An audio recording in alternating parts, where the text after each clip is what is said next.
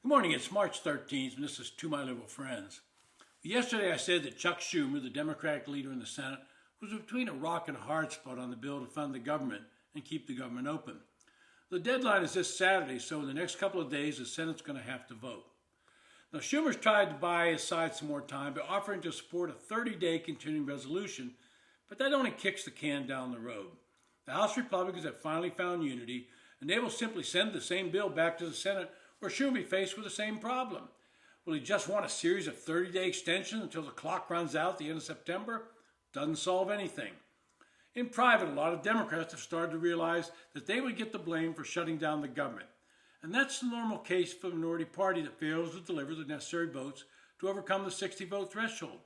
Several years ago, Mike Lee, Republican from Utah, and Ted Cruz thought they could force a government shutdown, thinking it would force the Democrats to repeal the Affordable Care Act, otherwise known as Obamacare. Well, they were wrong. The government got shut down, the Republicans got blamed.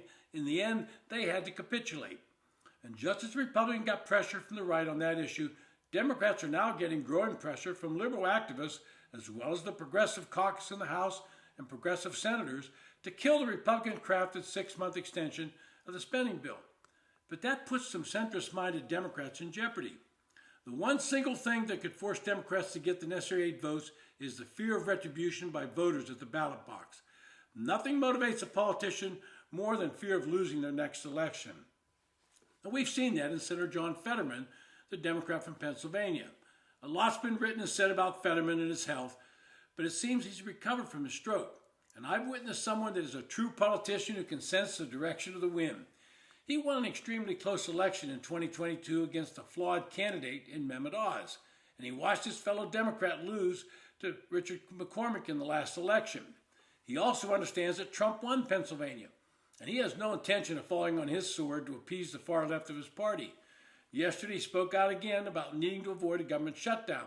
Quote, "Now it's a CR that we all agree we don't like, but for me, we can't ever allow the government to shut down.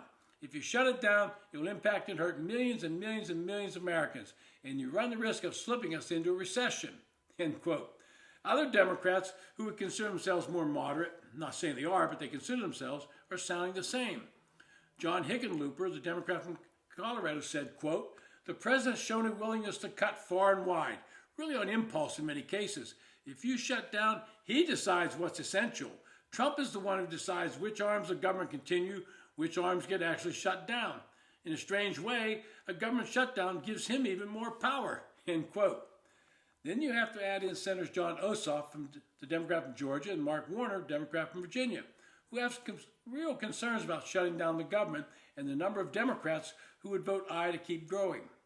Ossoff is up for election in 2026, and he's a prime target for Republicans.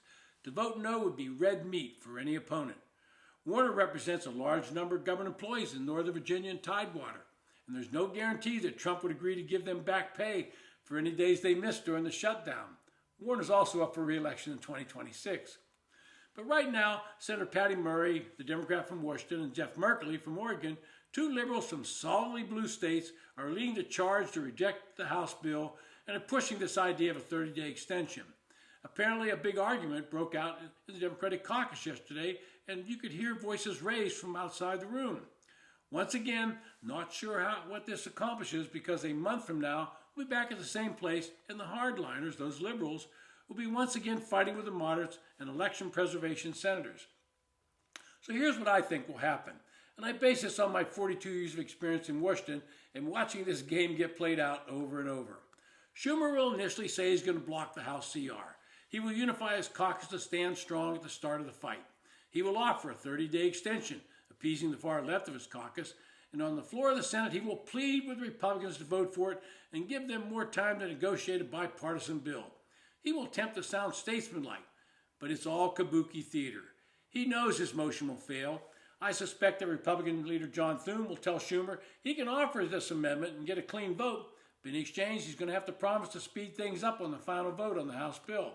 But again, there's no way that enough Republicans would vote yes on the Schumer bill to derail the House bill. Schumer has to know it will fail, because there's no way he's going to get 13 to 14 Republicans that would create an image of him still being in control of the Senate. And in the end, Schumer motion will fail and the Senate will move to pass the House version of the continuing resolution. In some ways, they have to pass it because the House adjourned until later in the month, and that would require Speaker Johnson to bring everyone back into town. I don't see him wanting to do that. That would then allow the needed 8 Democrats to vote yes on the House bill. The government once again remain open because politicians went right up to the brink before voting. It's not a very good way to run things. And being honest, both sides need to figure out a way to work for the American people and quit playing politics with every single issue. This has been To My Liberal Friends. Thanks for listening.